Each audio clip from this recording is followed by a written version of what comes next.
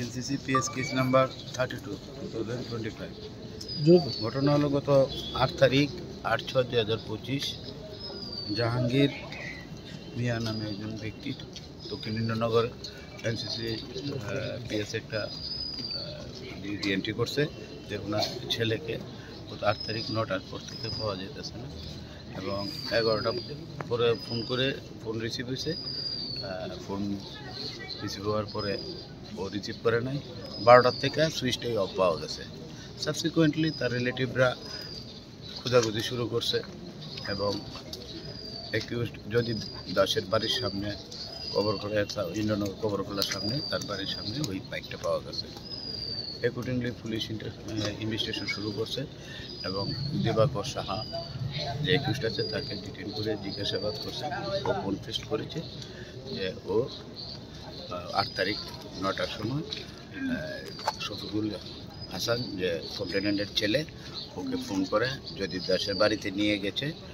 এবং ওখানে উপস্থিত ছিল জয়দীপ দাস নিজে দিবাকর শাহ একজন নবনীতা দাস এবং যাদব অনিমেষ যাদব তারা 4 জন ছিল এবং ওইখানে তারা তাকে গলা টিপে হত্যা করেছে ওই ম্যাটারটা তার বাবা যিনি গন্ডাচড়াতে আছেন দীপক সাহা এবং তার ওর মাকে জানানো হয়েছে ওরাও সকালবেলা এর মধ্যে ওই লাশটাকে নিবেদিতার এক আত্মীয় বাড়িতে ওইখান থেকে যদি দাসের বাড়ি থেকে ওখানে শিফট করা হয়েছে একটা ট্রলি ব্যাগে করে তার মা বাবা গন্ডাচড়াতে ওইখান থেকে এসে লাশটাকে নিয়ে গন্ডাচড়াতে নিয়ে ওনার যে দোকান আছে সেই দোকানে নিয়ে তাদের ডিপ ফ্রিজের মধ্যে রেখে দিয়েছে এবং দীপক শাহকে ইন্টারোগেশন করে এটা জানার পর পুলিশ গতকাল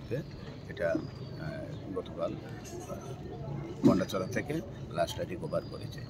এবং আজকে 6 জন আসামিকে আদালতে প্রোডাকশন করেছেন আয়ু 6 দিনের পুলিশ রিমান্ড চেয়ে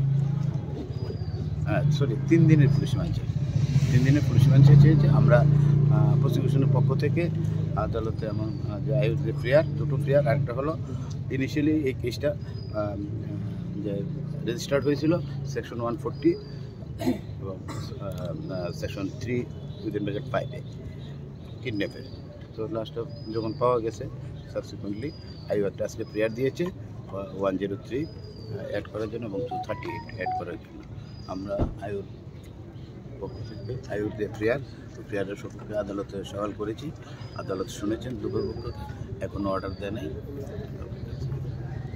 আরও কি মানে নাম দাম কিছু পাওয়া গেছে যারা এই 6 জনের পরে আর এখন যে